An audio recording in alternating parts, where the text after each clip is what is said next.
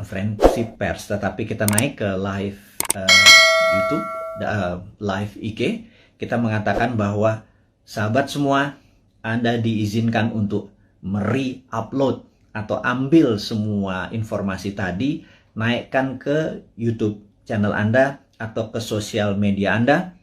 Kalau Anda mendapatkan AdSense, Anda mendapatkan benefit iklan, apapun ambil 100%. Tapi mohon jangan menggunakan nama yang menjadi trademark dari Bosman seperti nama Bosman, Mardigu, Wowi, Sontoloyo, dan lain sebagainya. Anda semua mengerti. Lalu kita melakukan hal yang seperti rutin kita lakukan. Kita memberikan pelajaran-pelajaran yang mungkin lebih spesifik. Kita memberikan julukan kepada orang-orang yang setuju dengan prinsip kita dengan nama New Mind. Sekarang pertanyaan, New Mind itu apa? New Mind adalah yang mereka mempunyai pemahaman terhadap New Economic Model. New Economic Model. Kita adalah kaum secara ekonomi tidak lagi berkiblat pada Adam Smith dan Keynesian. Kita menyebut diri kita adalah post-Keynesian atau Keynesian yang sudah kita lewati. Dan mazhab kita ini dipakai oleh Michael Hudson atau Hudsonian. Michael Hudson dengan Hudson Institute-nya tahun 1971 menyarankan pemerintahan Nixon untuk melepas jaminan emas dalam memprinting dolar. Kemudian menggunakan petroleum untuk printing money sebagai underlying dolar, dan hutang negara-negara lain untuk printing dolar. Sejak tahun 1971, Amerika awal menjadi negara superpower dan terus mengontrol dunia dengan energi dan currency. Kemudian Michael Hudson ngajar di Peking University tahun 1989. Partai Komunis Cina mengadopsi Hudsonian atau post-Keynesian sebagai platform ekonomi dalam negerinya. Dan dua negara tersebut sukses dalam 20 tahun dari 89 ke 2008, di mana adalah Olimpiade Beijing waktu itu. Dunia tercengang dalam 20 tahun saja. China atau Tiongkok sudah menjadi negara sangat besar atau superpower. Dan dua negara tadi, Amerika dan Tiongkok, menggunakan New Economic Model berbasis ajaran dari Michael Hudson, yang saat ini yang terkenal adalah muridnya namanya Stephanie Kelton. Dan itulah orang-orang yang kalau nanti 2024 kita mendapatkan kepercayaan, mungkin penasihat ekonomi kita adalah Michael Hudson dan Stephanie Kelton yang akan membawa Indonesia menjadi punya model baru, New Economic Model, di mana kita mungkin negara kita tidak ada interest atau bunga lagi, pajak turun gitu ya, berbeda dengan sekarang yang pajaknya naik. Hal ini adalah karena kita New Economic Model. Jadi New Economic Model kita menyebut diri kita sebagai New Mind. Kemudian New Mind memahami apa yang namanya geopolitik. Geopolitik adalah sebuah kekuatan geografi dari negara kita untuk kekuatan berpolitik terhadap negara-negara lain.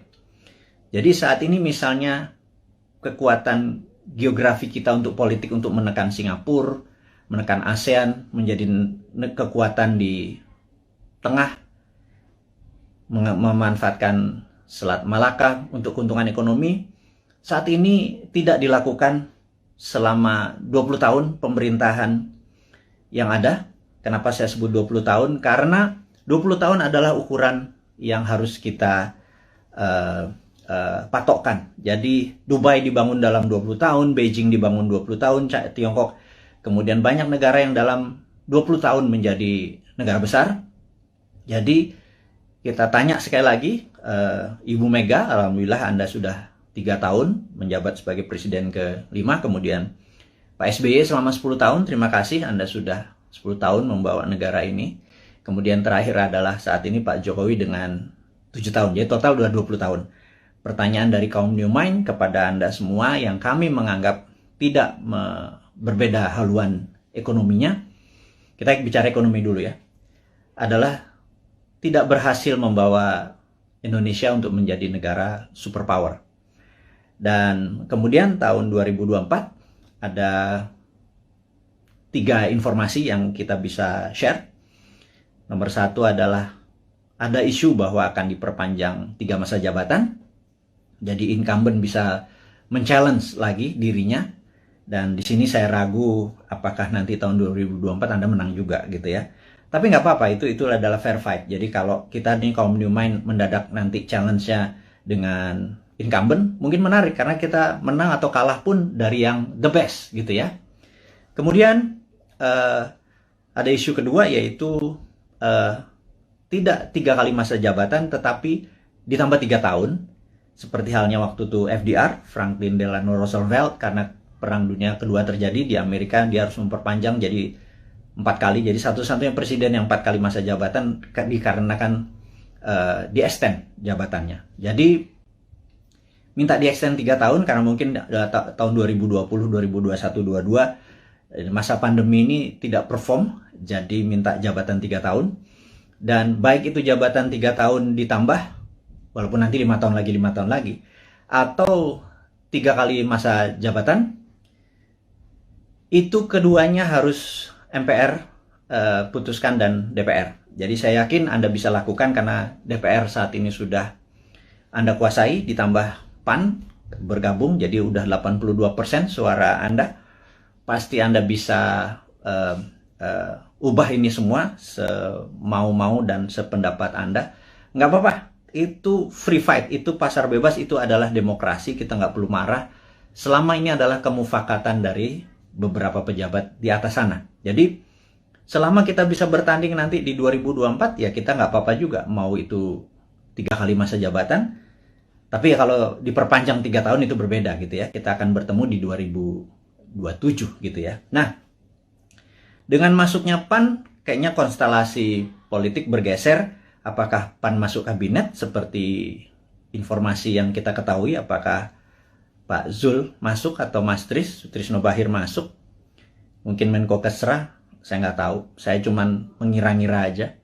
Kemudian Pak Hadi, Panglima kita yang mendekati masa pensiun, apakah dia masuk kabinet? Atau penggantinya di Panglima bisa Pak Andika dari darat. Kalau ini merasa darat lagi, mungkin Angkatan Laut yang masuk, dan Pak Andika bisa juga digeser ke BIN. Apapun itu, tujuannya saya tahu bagaimana, atau kita tahu bagaimana membuat negara Indonesia ini berdaulat. Saya tidak menentang, atau kami New Mind tidak menentang. Yang jadi pertanyaan adalah, apakah kalian bisa membuat negara Indonesia menjadi negara superpower di tahun 2045 atau 24 tahun dari sekarang? Jadi apapun itu, kita lihat langkahnya hanya menaikkan pajak, kemudian berhutang, dan membangun hal-hal yang menurut beberapa orang tidak produktif. Kalau jalan tol, infrastruktur, oke lah. Walaupun dalam sebuah buku yang saya lupa, currency, saya nanti inform, si Bolat ini, dia menyatakan bahwa jangan mimpi membangun negara hanya bersandar pada infrastruktur, jadi harus holistik. Jadi ada infrastruktur statis, infrastruktur dinamis, dan saat ini dianggap hanya infrastruktur statis yang diam seperti jalan tol, jembatan, pelabuhan, dan lain sebagainya.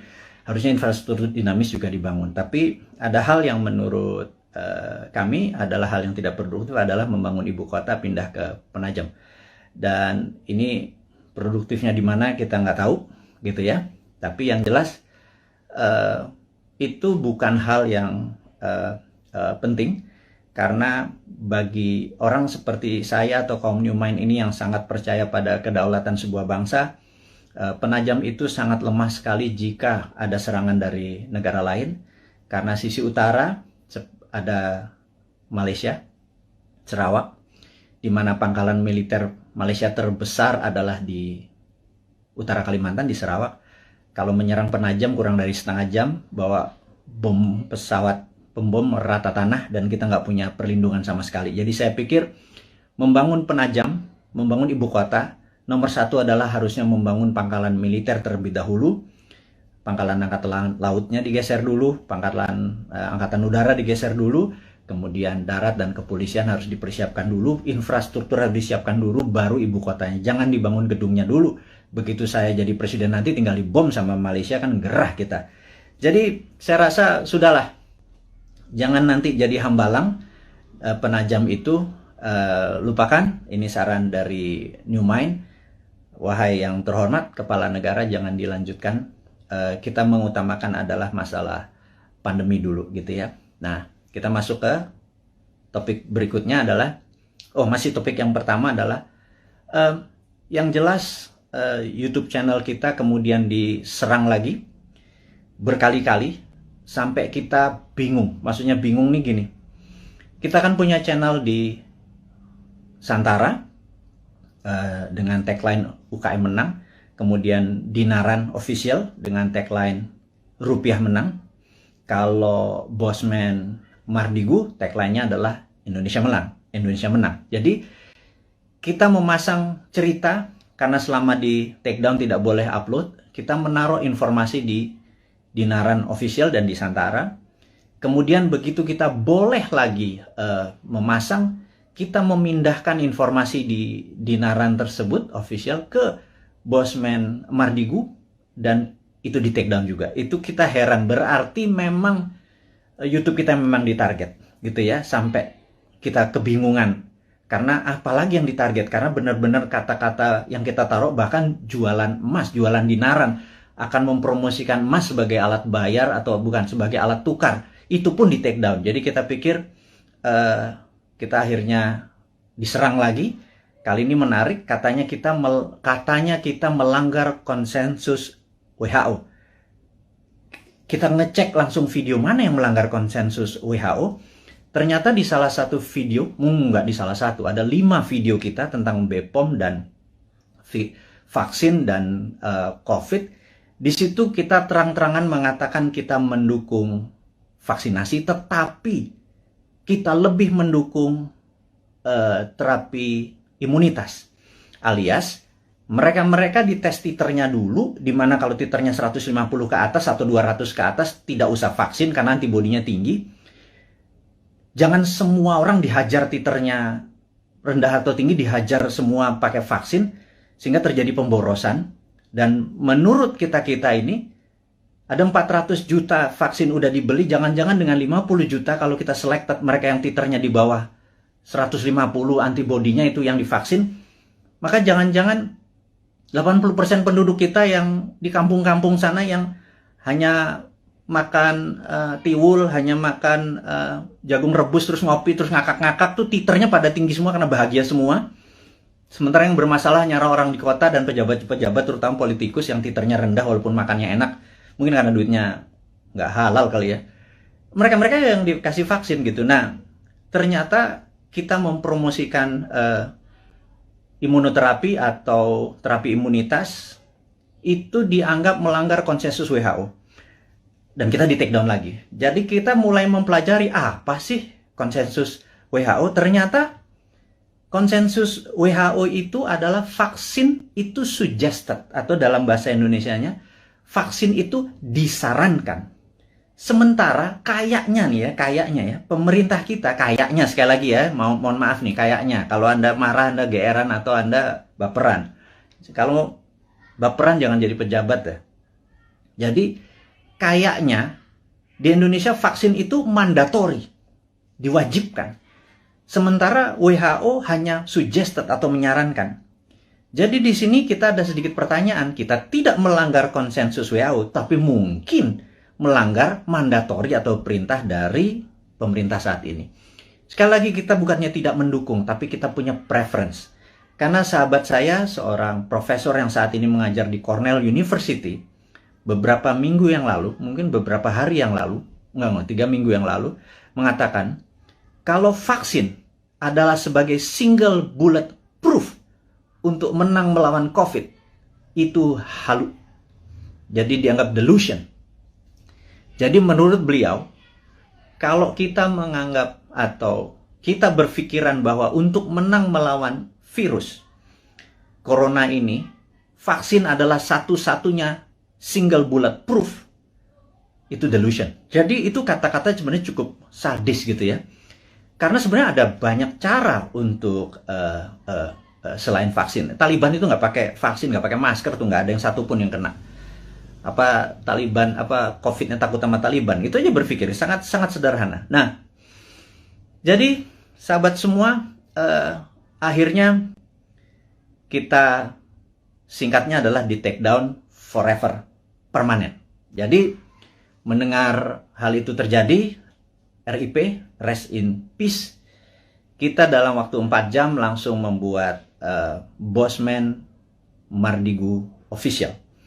Dan entah bagaimana, tahu-tahu ada 5-6 akun mirip-mirip, ada Mardigu Wowi official, Mardigu Bosman Mardigu unofficial, apapun itu. Saya minta dengan segala kerendahan hati dan dengan segala hormat Anda untuk mengganti dengan nama, jangan pakai trademarknya Bosman.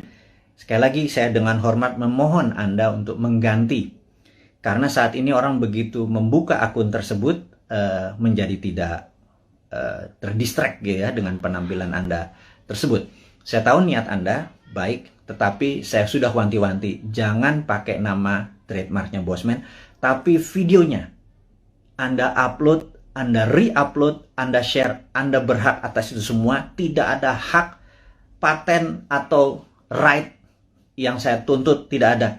Tetapi jika ada orang keberatan, sayalah keilmuan tersebut yang akan dipertanyakan. Jadi Anda tidak akan bertanya. Jadi sekali lagi, saya mohon maaf untuk Anda. Saya minta dengan segala hormat untuk mengganti channel tersebut, sehingga Bosman Mardigu official adalah satu-satunya akun. Dan ke depan kita akan punya gaya lain, punya genre lain, punya aliran lain, demi membuat Anda semua mengerti otot atau muscle knowledge atau otot bernegara yang lain yang akan kita ajarkan, yang akan membuat kita menjadi negara besar superpower di 2045. Dan di sini Anda akan selalu mendengarkan kata-kata berulang, yaitu New Mind 1, nomor 2 adalah 024, di mana kita target 024 adalah New Mind sudah mendapat mandat. Itu bukan berarti Bosman atau seorang Mardigu menjadi presiden, tapi kita berharap dalam 3 tahun ke depan, ya, kemarin kita udah punya 171 juta viewer. Kalau satu orang menonton 10 video Bosman, maka ada 17 juta sahabat Indonesia yang sudah menonton video Bosman. Kalau kita menarget 1 miliar viewer dengan teman-teman, ada sekitar 100 akun bersama-sama. Kalau 1 miliar viewer ditonton, maka kalau satu orang nonton 10, ada 100 juta warga Indonesia sudah terkena dengan New Mind. Saya harapkan secara pribadi 70% menerima konsep tersebut. Kalau 70% menerima konsep tersebut, ada sekitar 70 jutaan orang. Itu sudah hampir 50% dari mata pilih di 2024. Dan inilah yang menentukan course atau Indonesia mau kemana nantinya. Maksudnya begini, sahabat semua, sahabat muda, saya mengkhususkan Anda yang berjiwa muda dan masih muda, yang saat ini umurnya 40 tahun paling tua atau 40 tahun ke bawah. 3 tahun lagi paling tua adalah 43, 45 mungkin ya. Dan Anda yang berusia 45 tahun ke bawah, di tahun 2024 Anda adalah merupakan 71% mata pilih. Sebenarnya Anda lah yang menentukan negara Indonesia ini mau kemana. Masih bergantung pada IMF? Monggo. Masih berhutang? Monggo. Pilih aja siapa-siapa yang kira-kira mirip-mirip dengan genre-genre atau aliran 3 presiden terakhir. Pak Bu Mega, Pak SBY, dan Pak Jokowi gitu ya. Atau Pak Jokowi itu sendiri. Jadi, kalau Anda masih mau miring ke Tiongkok, pilihlah yang kita sebut para old mind. Jadi, kalau nanti di 2024 Anda masih memilih old mind, ya nggak apa-apa juga gitu ya. Ya sudah, saya secara pribadi tidak kalah, tidak menang. Tapi saya akan bilang ke anak cucu kita atau kita semua ya saat ini, yang hampir 7.000 sahabat yang saat ini bersama-sama menonton live IG-nya Bosman ini. Saya mohon dengan amat sangat, Anda fight untuk hak Anda fight untuk cucu turunan Anda, sehingga nanti Anda berkata bahwa anakku atau cucuku, dulu eyang, dulu mbah, dulu Pak Ade, dulu apapun itu, kita fight untuk membawa Indonesia dengan memberi pelajaran baru supaya Indonesia menjadi negara berdaulat superpower di 2045. Tapi kami kalah. Di 2024 ternyata yang dipilih adalah old mind juga. It worth a fight. Jadi kita bisa punya cerita bahwa been there done that, ya gue kalah gitu ya. Tapi kalau kita menang, percayalah, New Mind akan membuat Indonesia menjadi negara superpower di 2045. Detailnya kita selalu urai di dalam 1000 video ke depan, dalam 3 tahun, 1000 itu hampir 3 tahun, itu akan mengurai dengan rinci apa yang harus kita lakukan mulai dari sekarang sampai 2024, dari 2024 sampai 2045. Kita rinci bagaimana Indonesia untuk menjadi negara superpower year to year-nya. 2025-nya ngapain, 2026-nya ngapain. Saya tidak yakin bahwa satu orang pun yang saat ini mencalonkan atau ingin menari menjadi presiden atau menjadi wakil presiden di 2024 punya konsep untuk membuat Indonesia menjadi negara superpower. Saya ragukan itu. Karena yang mereka lakukan adalah populerisme. Ingin menjadi populer, dengan populer mereka diharapkan mengambil hati rakyat, terus mereka memilih. Yakin kita nanti begitu dia jadi, dia bingung mau diapain negara ini gitu ya. Beda dengan New Mind. New Mind tidak ingin menari untuk menjadi presiden, tetapi konsepnya yang akan kita bawa agar siapapun yang nanti menari di 2024 membawa konsep ini yang akan membawa Indonesia menjadi negara superpower di tahun 2045. Itu 24 tahun dari sekarang. Jadi kita harus bersiap-siap menuju ke tahun 2045, dan kalau kita mundur 2029 atau 2034, telat kita ya, sekali lagi. Nah, sahabat semua, jadi saya rangkum sesi pertama, yaitu mengingatkan untuk Anda mensubscribe Bosman Mardigu Official, dan tolong sebar dan viralkan. Kemudian isinya mau di re-upload di YouTube channel Anda atas nama Anda pribadi, monggo, karena kita akan fight dalam jangka panjang. Dan jangan lupa Anda harus mempromosikan Anda punya YouTube, IG tadi, dan lain sebagainya. Karena jangan Anda menunggu bola, Anda hanya menggunakan video Bosman, harus terus mengharapkan orang nonton, kemudian mengharapkan AdSense. Nggak bisa begitu. Anda harus berkeringat untuk apapun yang Anda dapat. Anda promosikan video-video tadi di video YouTube channel atau sosial media Anda. Dan tadi pagi saya heran, saya naikkan sesuatu di IG. IG ini saya agak sedikit deg-degan. Karena di Agustus kemarin 5 kali kita diperingati. Bahkan kita ada kata-kata ganyang koruptor, itu di take down. Itu cukup kaget saya. Jadi rupanya apapun yang ditulis, di caption oleh Bosman, bahkan video dari orang lain yang penontonnya cuma 300, kita ambil, kita upload di tempat Bosman. Toto dalam 1 jam ada 100.000 viewer. Captionnya kita mungkin berbeda dengan yang lain, Toto di take down. Jadi tadi pagi di take down lagi, cukup kaget saya. Dan kalau itu di take down lagi membuat resiko IG kita yang 2,1 juta follower ini juga beresiko seperti 1,5 juta subscriber dari YouTube. Jadi, tapi apakah kita akan give up atau menyerah? Sahabat semua, perjuangan kita tidak akan pernah menyerah walaupun kita mulai dari nol lagi, tetapi ilmu-ilmu kita dan ini pelajaran-pelajaran kita akan terus berikan. Kita tidak melawan, tetapi kita akan bekerja dengan dengan semangat kaum New Mind. New Mind itu nggak ada matinya. Die hard New Mind itu nggak ada matinya. Nah, sahabat semua, kita akan membicarakan topik baru yang namanya long COVID. Jadi, sahabat semua, Anda tahu bahwa saya terpapar di bulan November tahun lalu. Kemudian 9 hari saya di rumah sakit, kemudian pulang.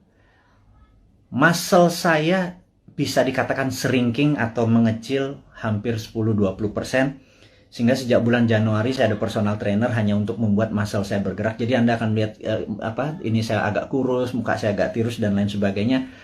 Karena muscle saya hilang, asam amino saya seakan-akan dimakan oleh COVID tadi.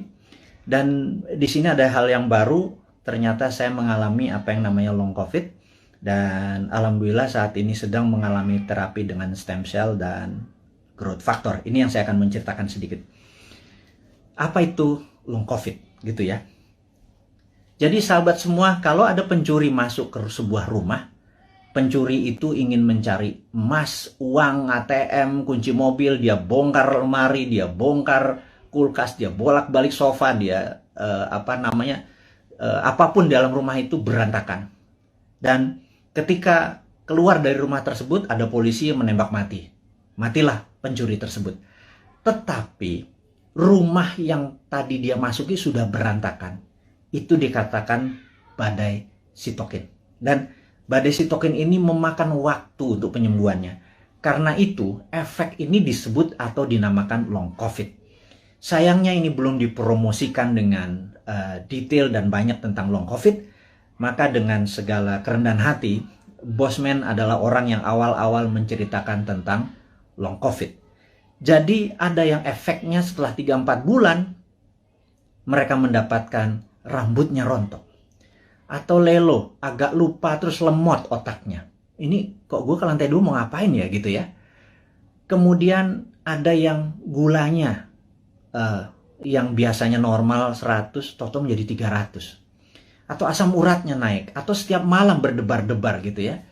Sahabat semua, ada 4 juta saudara kita terpapar COVID dan menjadi penyintas, sudah sembuh dari COVID-nya.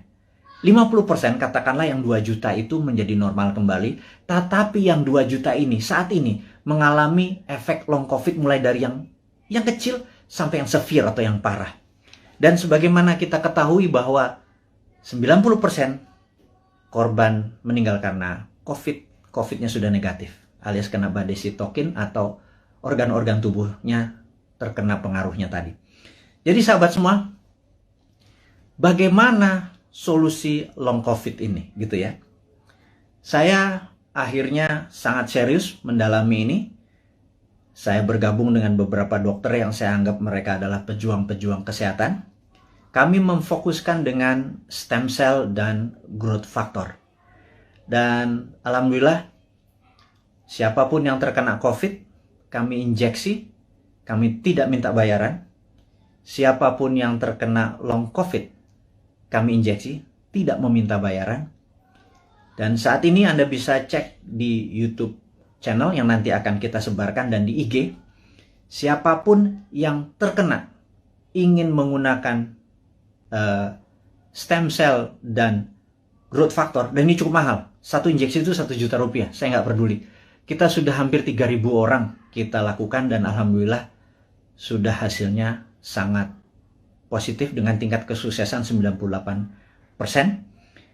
Ini akan kita promosikan besar-besaran sebentar lagi. Tentunya setelah kita masih terbatas, tapi ini adalah penyelidikan yang sudah 5 tahun berjalan. Kita gaspol, intinya adalah kita ingin berkontribusi, kita harapkan 1 juta orang. Entah itu yang terpapar atau kena long COVID, kita kasih free. Ini proyek agak utopia, agak gila sedikit, tapi itulah New Mind. Tidak minta sumbangan pemerintah, tidak minta sumbangan apapun, tetapi kalau Anda kami tolong, dan rambut Anda yang rontok tahu-tahu tumbuh kembali setelah beberapa kali diinjeksi, kami mohon dengan hormat, Anda gratis. Tapi kalau Anda mau berkontribusi untuk menolong sesamanya, terserah. Mulai dari 0 sampai tak terhingga, Anda lakukan pembayaran atau tidak sama sekali, kita nggak peduli. Kita punya cara lain. Jadi, intinya adalah stem cell dan growth factor ini akan menjadi senjata kita untuk menolong teman-teman yang long COVID. Saya tahu di antara 6.000 saat ini, hampir 7.000, ada mereka yang, jadi yang saat ini gue deg-degan kalau malam itu jangan-jangan long COVID karena gue udah penyintas COVID. Ini yang membuat gula gue naik, ini membuat dimmer gue naik dan lain sebagainya.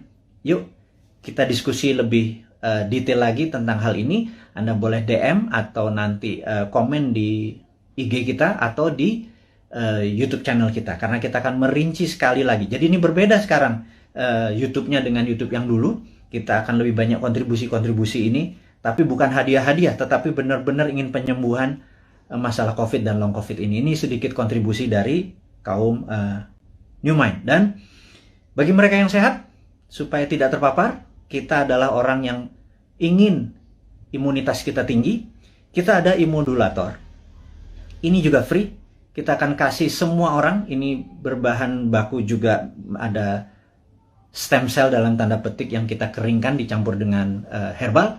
Ini juga gratis. Kalau Anda minta immodulator, kita kirim dimanapun, tapi ongkos kirimnya Anda tanggung kalau itu di luar Jakarta. Kalau di Jakarta ambil sendiri. Nanti tempat-tempatnya kita kasih tahu, ada yang di Citos, ada yang di Senayan, dan lain sebagainya. Itu detailnya. Immodulator ditargetkan adalah mereka yang ingin titernya atau antibodinya tinggi, atau mereka yang dalam proses penyembuhan setelah recover dari COVID. Sekali lagi, kita akan menyiapkan immodulator.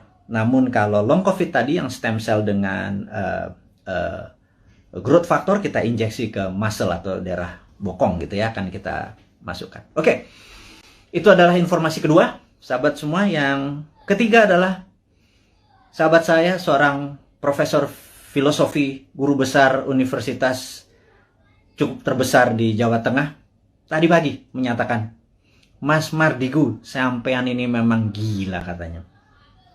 Anda benar-benar mendeklar diri Anda sebagai Westphalian. Saya begitu dikatakan saya sebagai Westphalian ini saya tertawa. Karena bagi orang seperti saya, no need an explanation tentang apa itu Westphalian. Jadi, tapi saya yakin teman-teman yang masih muda di bawah 40 tahun, mungkin yang memahami Westphalian ini cuman 5-10%. Ya udah, saya review apa, what the hell is Westphalian gitu ya.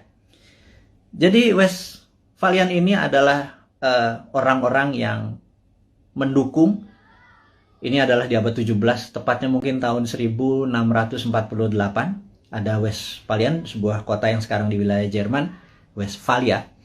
Itu mengadakan treaty, perjanjian antara kaum monarki dengan nasionalis. Jadi disitulah masa keemasan awal kaum nasionalis yang nanti melahirkan demokrasi, dan masa suram dari kerajaan atau monarki.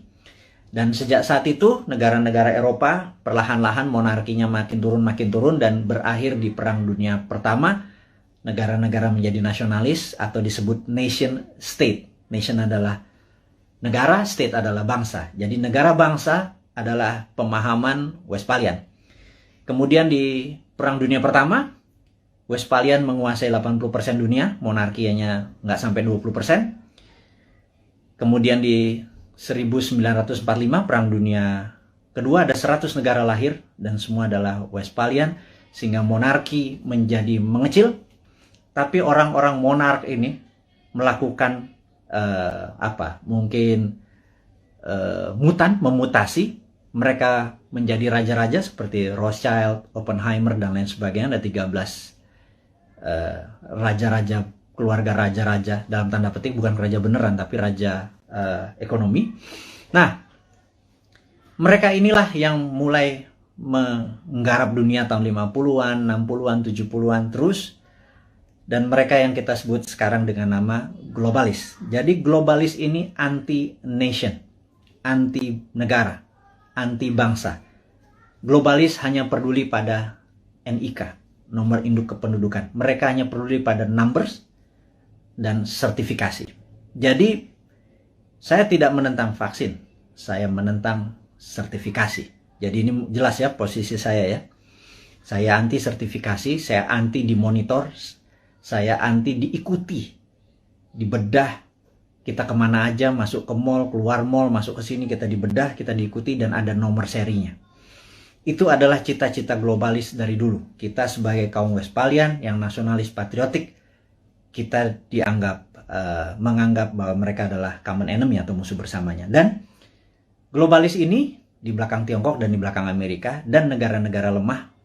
Jadi kita takutkan negara tetangga ini sudah terpengaruh dengan globalis, sehingga kita kaum nasionalis, kaum Westphalian ini ya dibungkam, entah di YouTube-nya, entah di IG-nya, atau kita dibungkam karena mereka tidak ingin semangat nasionalis seperti yang Pak Karno promosikan menjadi penghalang kesuksesan mereka mensertifikasi dan memberikan numbers kepada penduduk dunia.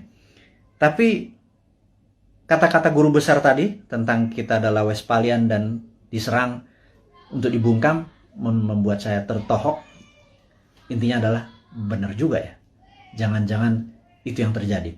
Tapi apapun itu, kedepannya kita akan terus memberikan informasi kepada sahabat semua dimanapun Anda berada, dengan ilmu-ilmu kekinian yang tujuannya adalah Anda di tahun 2024 yang 71% ini, saya minta dengan hormat menentukan apakah Anda mau membuat Indonesia menjadi negara superpower di tahun 2045, atau Anda tetap ingin Indonesia menjadi negara mediocre seperti saat ini di tengah-tengah dan di trap kena debt trap. Kita nggak bisa kemana-mana, siapapun jadi presidennya, menjadi pemimpinnya, terborgol sampai tahun 2045. Anda bisa pilih itu semua, dan untuk itu saya mohon dengan amat sangat Anda promosikan ide-ide dari New Mind ini dengan siapapun. Kita challenge ilmu kita ini, kita lakukan studi lebih dalam lagi. Tujuannya adalah untuk membuat Indonesia berdaulat seperti kaum Westphalian atau nasionalis. Tapi kalau Anda memilih menjadi sama globalis, monggo juga 2024 kita memilih enggak, kita bukan nasionalis, kita setuju sama globalis, kita ikut Tiongkok, kita ikut Amerika, kita ikut IMF, kita ikut obor, kita ikut globalis, silahkan juga. Itu ada pilihan Anda. Tapi saya secara pribadi menyatakan diri saya anti globalis, saya Westphalian, saya nasionalis, saya patriotis, dan saya harap mereka-mereka yang mengadopsi New Mind berpendapat bahwa kita anti bunga, deposito kita tidak ada bunga, rupiah kita berputar, dan salah satu transaksinya kita nanti bisa menggunakan alat tukar baru yang namanya emas, di mana cadangan deposito emas kita cukup besar yang bisa menjadi underlying dari transaksi menggunakan emas. Ini adalah prinsip-prinsip New Mind. Sahabat semua, kita sudah bersama-sama hampir 1 jam. Ada 3 topik hari ini yang kita diskusikan. Saya harap video ini bisa Anda tonton sekali lagi untuk memahami maksud-maksud kita ke depan. Kita tidak anti vaksin, kita anti sertifikasi, kita dukung pemerintah dengan vaksinasi, kita dukung dengan strategi menyelesaikan masalah long COVID dan COVID dengan saat ini kita menggunakan stem cell dan growth factor, dan itu sifatnya free, kita dukung. Jadi kita menganggap bahwa vaksin sebagai single bullet proof itu harus ada solusi lain, jangan satu-satunya vaksin, yaitu kita menggunakan solusi dengan stem cell dan growth factor. Yang kedua, kita mengingatkan ada yang namanya long COVID. Long COVID adalah efek setelah terpapar COVID yang saat ini kita duga ada 2 juta sahabat kita, mulai yang terkena dari yang paling ringan hingga yang paling berat. Dan ini akan kita gratiskan semua pengobatannya, dan nanti diskusinya kita ada di DM, di sosmed kita, atau nanti akan informasikan ke YouTube. Terus subscribe YouTube kita, perbanyak YouTube kita, informasinya semua ada di sana. YouTube kita akan menjadi baru, sosmed kita akan menjadi baru, dengan tujuan untuk menjadikan Indonesia baru. Akhirul kalam, saya ucapkan terima kasih atas perhatiannya, mohon maaf lahir batin. Wassalamualaikum warahmatullahi wabarakatuh.